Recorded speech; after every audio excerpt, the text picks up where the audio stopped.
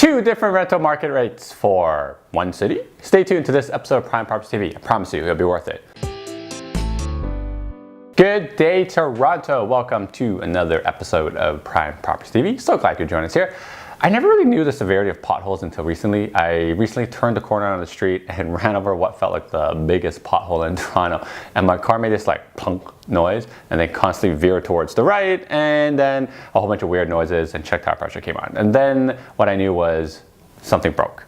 Wonderful, right? Turns out the pothole completely destroyed my tires, and here's a photo of it, which is absolutely crazy. The good news is apparently you can make a claim to the city of Toronto for damages to your car, which is pretty awesome. So if that ever happens to you, stop your car, go outside, take a photo of the pothole and the damages to your car, and the city will eventually pay you back for your troubles.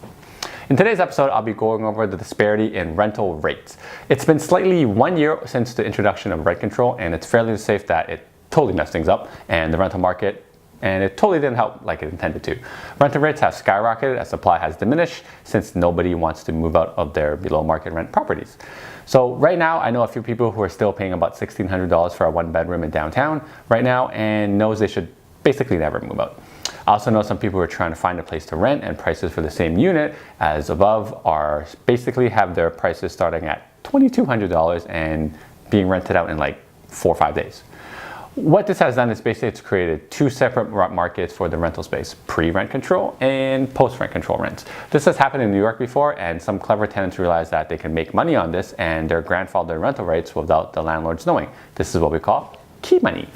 I'm starting to hear this in Toronto right now. Tenants secretly subleasing the property to other people or using it for Airbnb as a second stream of income. Although it's breaking quite a few rules, I would say it's also quite clever. It's unfortunate about having key money is because people will be leasing these below market rent properties forever and ultimately reducing the supply in the rental market, which basically means increased prices yet again.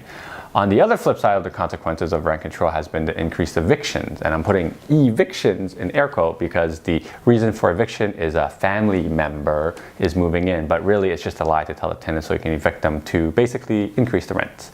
This has had a profound effect on renters who are basically paying like the $1,600 in the example I was telling you, which was below market rent, and now they have to find a place in 60 days but can't really afford the market rent of $2,200 a month. It's a very stressful time for these people, and it's ultimately what's making Toronto completely unaffordable to live in, even to rent. Forget buying a property, renting a property in downtown Toronto is tough for the average income right now. A lot of people have to make and scrap just to make ends meet for renting in downtown.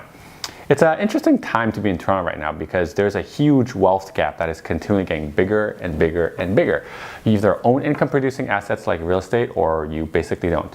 I ultimately think that it's going to be the biggest indicator of wealth in the coming years, like all the other mega cities out there. So make sure you get income producing assets like real estate, stocks, or business income, and continue working on it and make sure you protect your future. If you want to learn more about real estate investing and how to make that income producing asset, you can give me a call. Thank you guys for watching. If you enjoyed the content, make sure you give me a thumbs up. If you learned something, make sure you subscribe to the Prime Properties TV channel. The button is right here. If you have any comments or questions, you can leave them in the comment section below, or feel free to reach out to me directly. Until next time, guys, happy real estating. Or we'll be leasing